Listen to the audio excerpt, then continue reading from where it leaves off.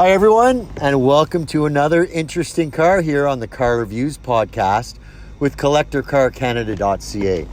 Before we get to this interesting Cadillac, I just want to remind you that we also have the Collector Car Stories podcast, where we talk to an enthusiast or group of enthusiasts about a car or a collection of cars, a car event, something like that. Have a little fun with it, hear the story, and let them tell it in their own words. So take a look for those, the Collector Car Stories podcast, also on this YouTube channel, and all linked on the website under the podcasts link. And just a note too, that we're always looking for good stories. If you feel like you have one that would be worthwhile sharing, we'd love to hear from you. Just use the contact us link on any page of the website, or you can email us, admin@CollectorCarCanada.CA. Thank you, and we look forward to shooting some in the winter months. It'll be a lot of fun to keep cars on people's minds. So on to the car today. Today we have a 1991 Cadillac Allante. Allante, not a very well-known car, a low production car, built from 1987 to 1993. Designed by Pininfarina. I'll get a little closer to it when I hold the camera, but on the fender here, you can see there's a Pininfarina badge. The legend of this car, well, it's not a legend, it's all true and documentable, but Pininfarina assembled the bodies in Torino, Italy, and then they were loaded onto specially outfitted Boeing 747s, shipped over the Atlantic to just outside of Detroit, where GM did the rest of the assembly. So there's a big joke that GM lost $60,000 or $100,000 for every one of these they sold, despite them being a high-priced item, up around $60,000, $70,000 in US money, and that's in the late 80s and early 90s. And now they're very affordable. In fact, this one's going at no reserve. It's got under 110,000 kilometers. As I say, this one's a 1991. Just to give you a sense of the low volume of these cars, for the 91 model year, GM only sent 5 Canadian market cars to Canadian dealers. In 1990, it was even lower. It was 4. The car I'm sitting in, the car we're offering, however, it's a US market car. So it's not one of those 5 or one of those 4. But it got brought into Canada in very early 2022. And as I say, it's got under 110,000 kilometers on it. Another interesting note about this one is the owner has had us sell it for them using our white glove concierge service. So the white glove service is basically sellers who don't want to be involved in the sale. They want to be hands off. Basically, they toss us the keys and we do the rest. So we've gotten this one ready for sale. It includes the photo package, certainly. But yeah, getting into this car, what I'll do, I'll give it a start.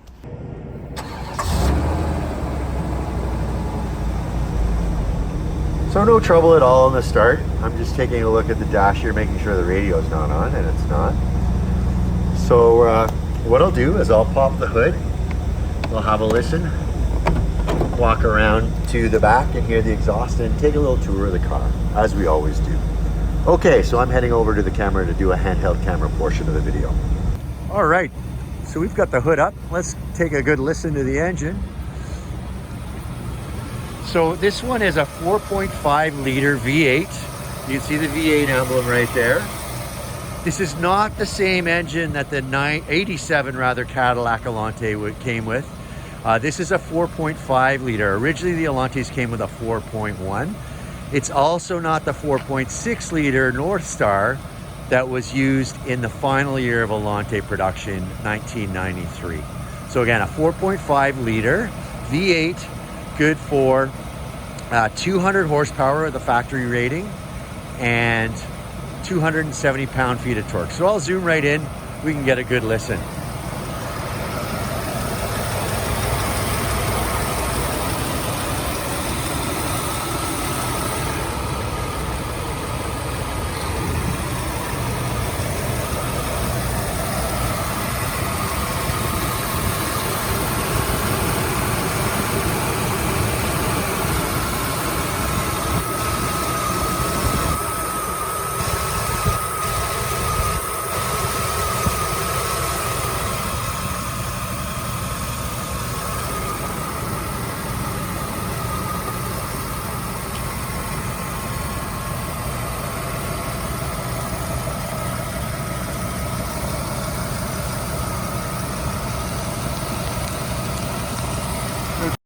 despite this car being a 91. So nice shape for a 91. As I say, under 110,000 kilometers.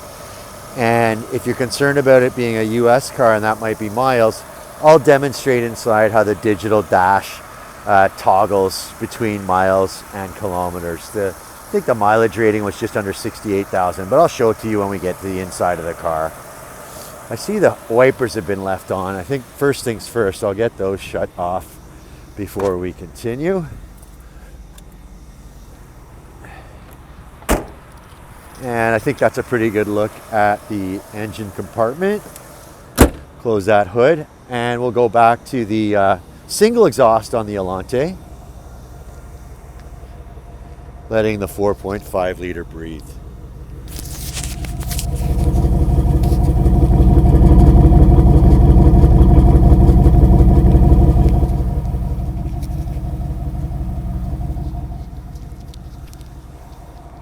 And you can see that this car, despite being a US market model, is equipped with the automatic headlights. Cadillac followers will be familiar with the Twilight Sentinel feature. I'm going to shut off the engine, and it's the Twilight Sentinel is basically a headlight delay, but Cadillac's had that featured for at least since the 60s, maybe even the 50s, and this car is equipped with it. It just leaves the lights on for a good long time after the engine's been killed. But so long as I was mentioning that odometer, you can see when I say under 110,000 kilometers, that's accurate. There's the 109,128 today. It's going to its new owner with under 110,000 kilometers. And there's a button here, English metric. So when I press that, there's the mileage rating. So it's actually under 68,000. But back to metric there for us.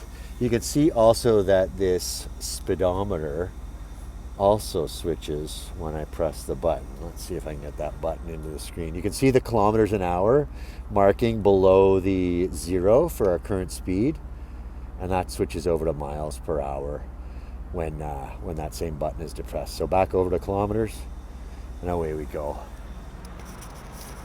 So I think that's it, all we need for the engine running for now. So I'll shut that down, and we'll begin our tour of the exterior of the car.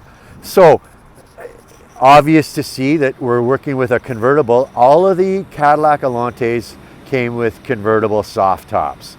So it's quite an interesting setup with the soft tops.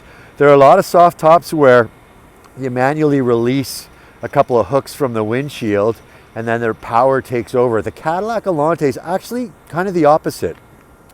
The power is to release or reattach the roof to the windshield, and then when you're putting it down from to get it down from that position, once you've released it from the windshield, it's a manual process. I'm not going to do it for the sake of this video, but on the detailed listing for lot 236, there's a demonstration of the top going down. So look for that if you're interested in the top operation. When we get to the inside of the car, I'll show you the controls for that as well. So as you see, the car hasn't been running for a minute or two here, but the lights are still in operation. That Twilight Sentinel feature is adjustable. You can get it down to 10 or 15 seconds, I think. I left it on to the longest setting today, just because I think the car looks sharp with that, with those headlights on, the flush mount. Sort of early flush mounts, I guess, with 87 being the first year for the Allante. This one again being a 1991. So getting in closer though, it's got a white on burgundy leather color scheme. I'll zoom right in on these factory wheels. So that's a Cadillac wheel, 16-inch. It's equipped with a set of Mastercraft SRT Touring tires. And you can look closely at our detailed listing for lot 236 for all the tire data. The size though, same size at all four corners, and that is 225/55 R16. I zoom in here to the fender, and there's the first of the Pininfarina badges I wanted to show you. I'm not sure if you could see that when I was starting the car or not, but there's a good look at it. So a red, I won't call it a stripe because that is a hard material in there, but sort of the red accent all the way around the car, which looks pretty sharp. Another really interesting thing, to me at least, on the Allante is the fuel door, would you believe?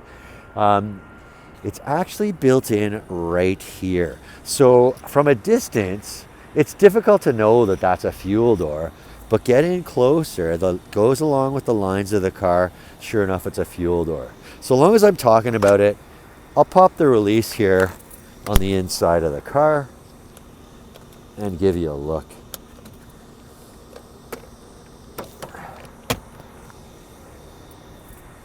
So yeah, presto like magic. There we go with the fuel door. Pretty clean inside there too, which is always a good sign. Premium gas for the Allante, 91 octane.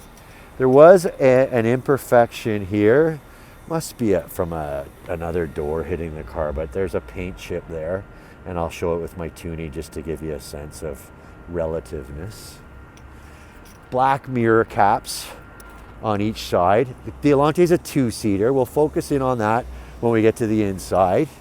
And then on the driver's side rear, here's a good look at the 16x7 Cadillac wheel, skinned in, as I say, a Mastercraft SRT touring tire, 225 55 R16. A matching set of 4 tires all the way around, not only in size but also in brand. So moving around to the rear, an interesting feature about the Allante, a couple of them actually. Not too many Cadillacs that have horizontal taillights. It's much more of a Cadillac signature to have vertical taillights, but the Allante has the horizontals. So another nice feature about this car is that both this Cadillac emblem and this Allante emblem that are affixed to the taillights are both in place. You often see tougher old Allantes missing those emblems, or missing maybe half of them, which maybe even looks worse. They're really hard to get. So it's nice to find an Allante that has them intact. I suppose in today's day and age with 3D printers, it'd be a little less of an issue. If you knew someone who was operating a 3D printer, maybe that'd be the way to get one. The other really interesting feature to me on this Cadillac, fortunately we don't have a driver in place, but you can see the Cadillac emblem in the center of that circle, the red circle. That is a red circle because it doubles as the center high mount stoplight, i.e. the third brake light, the center brake light. And then you've got a key as well to get into the trunk. I'll show you the trunk when we get to it, but there's a remote fob to operate the trunk. So it's operable by key, as you see, but yeah, there's a keyless entry to both the doors and the trunk. So the last thing I'll show you here is this single rectangular shaped exhaust pipe, allowing that 4.5 liter V8 to breathe. Common thing, I guess, for GM back in the late 80s, early 90s to use these rectangular pipes. Moving around over to the passenger side, we have an antenna here. That's a power antenna, operable when the head unit is activated. So it just goes up automatically. Right now the radio is not on, so no antenna up. Good look at the passenger side rear wheel. Again, Cadillac 16x7 rim back here with the Mastercraft SRT Touring. I don't think there's any curb rash on any of these wheels. They could do with a bit of a cleaning or polishing, but no marks on them, so that's always great. One thing I didn't show you on the driver's side, I'm just noticing it on the passenger side, there are trim pieces for the convertible top that should be in place there. They're missing on both sides, so those are not included with the car. I'll bet an internet search would find them for you pretty quickly, however. And then a consistent finish over here on the passenger side. No fuel door over here, but there's that Pininfarina badge like we saw on the driver's side fender. Black mirror cap, and objects in mirror are closer than they appear warning on that passenger side mirror, of course. And here's a good look at the passenger side front wheel, in just as good a condition as the other three, I would say. Now that Twilight Sentinel has shut off and the headlights are off, and the black spoiler looked pretty good. There's some close-up photos of that on our detailed listing. Again, this is lot 236 on CollectorCarCanada.CA. a smart understated grille with the hallowed Cadillac emblem in the center. The car's also equipped with headlight washers, and the trim for the headlight washer over here on the driver's side is a bit cracked up. Still functional, but the trim is not mint condition. So there's another look at what I call the driver 3/4 angle of the 1991 Cadillac Allante. I think it's time we take a look at the interior. So the first thing I'll do when I open the door is show you the control. Well, first I'll show you these clean door jambs and a nice Allante emblem. Very clean all over the door jamb and on the door itself as well. I always like looking at these labels. We believe this car to be original paint other than the rear bumper cover, but often those labels are a tell that a car's been painted, and I don't see any such evidence on this car. But here are these convertible top controls. So it's a 3-step process to bring the top down. You hit this open here, and that's the motorized portion that disconnects the top from the windshield. Then you need to open the rear, which, as you'll see if you look at the video we post, the rear glass sort of folds up, and there's something here you got to get into place. There's a red tab. As I say, you'll see it on the demonstration video, and then you pull the whole roof down once this part comes up. So it takes a couple of times to get used to it, but 2 or 3 times doing it, and you'll have it licked without any trouble at all. So power seats on both sides on the Allante here. I'm just trying to recline it a bit for the sake of this video, but all the functions are working. And maybe I'll start it up to give you a sense of that digital dash. I don't want to miss that. I will say that this is a fitted Allante dash cover. It's even got an Allante branding here embroidered into it.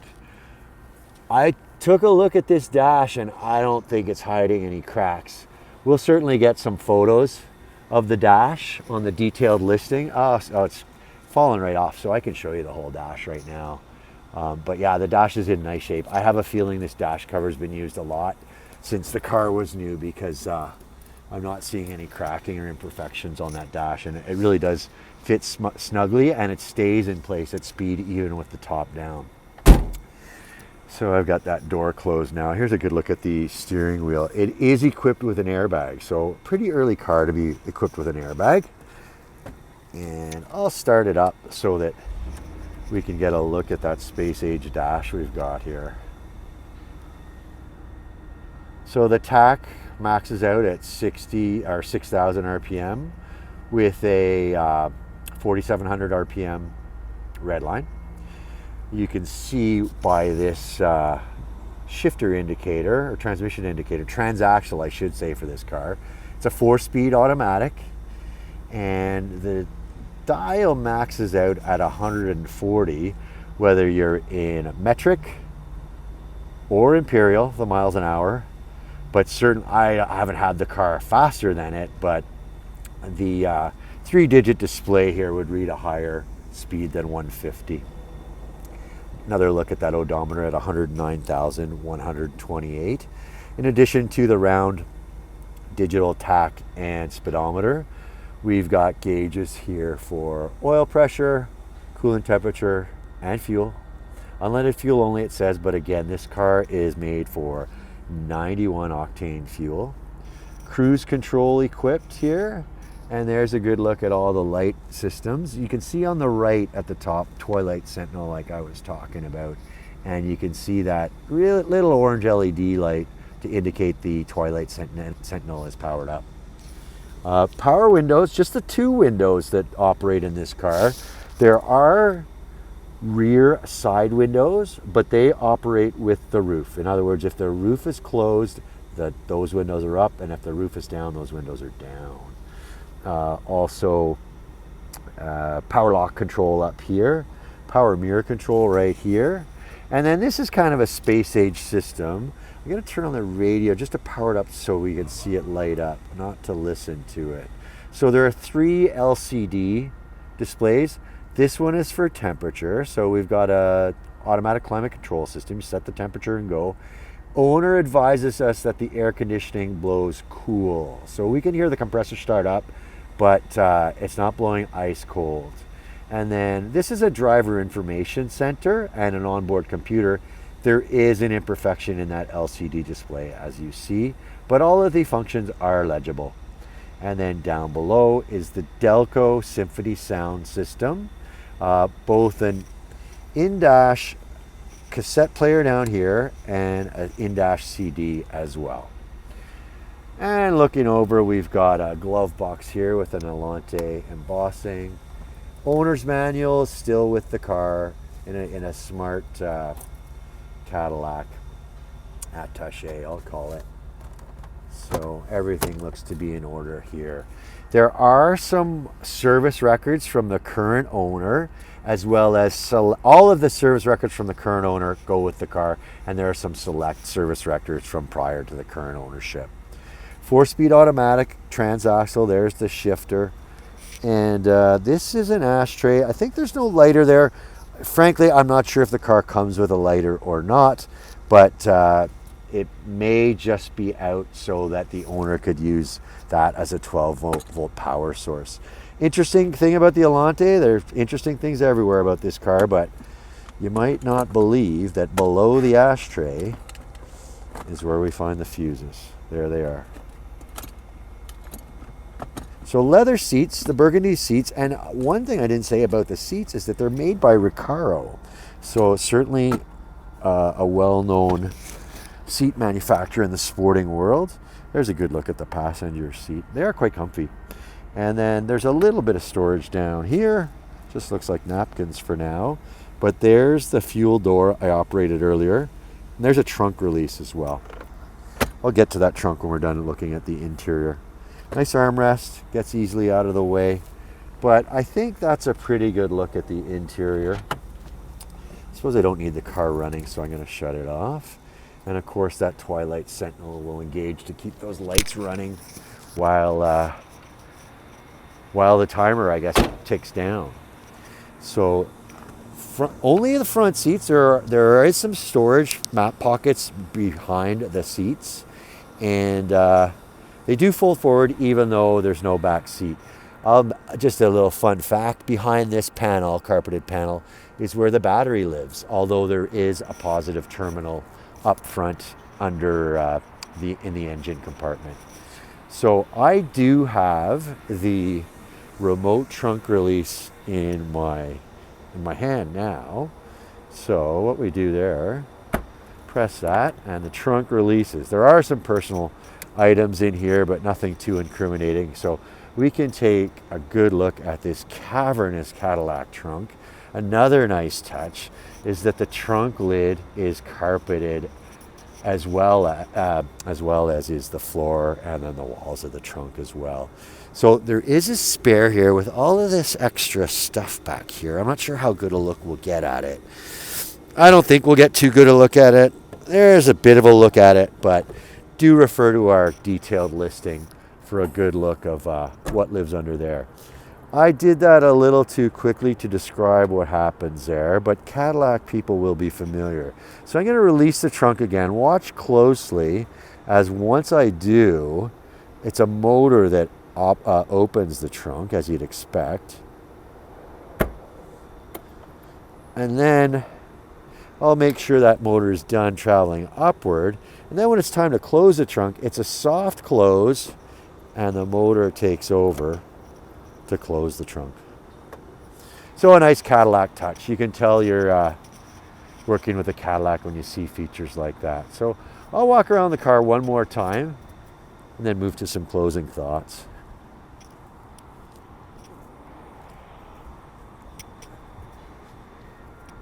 Just at dusk here in the GTA. It's been a beautiful day. As you saw, I've been shooting this video in a t-shirt. Not bad for November. So there's a good look at the 1991 Cadillac Allante. So that's a good look at the 1991 Cadillac Allante we have available here on CollectorCarCanada.CA. It's no reserve. Next Tuesday, the high bidder buys this car and takes it home no matter how low the price. So that always adds a little excitement. Some sellers are a little nervous about the no reserve, but it is a feature that definitely gets some momentum going with the bidding. We sold a car by no reserve today, actually. But so yeah, the 1991 Cadillac Allante 4.5 liter V8 with a 4-speed automatic transaxle, sending the power to the front wheels. This example has under 110,000 kilometers. It's originally a US market car, but it's been imported to Canada above board. All the importation papers are filed, the HST is paid. So it's free and clear for the new owner, whoever the highest bidder is, next Tuesday. So again, lot 236 on CollectorCarCanada.CA, a 1991 Cadillac Allante convertible soft top with under 110,000 kilometers. Thanks so much for watching, and on to the next car.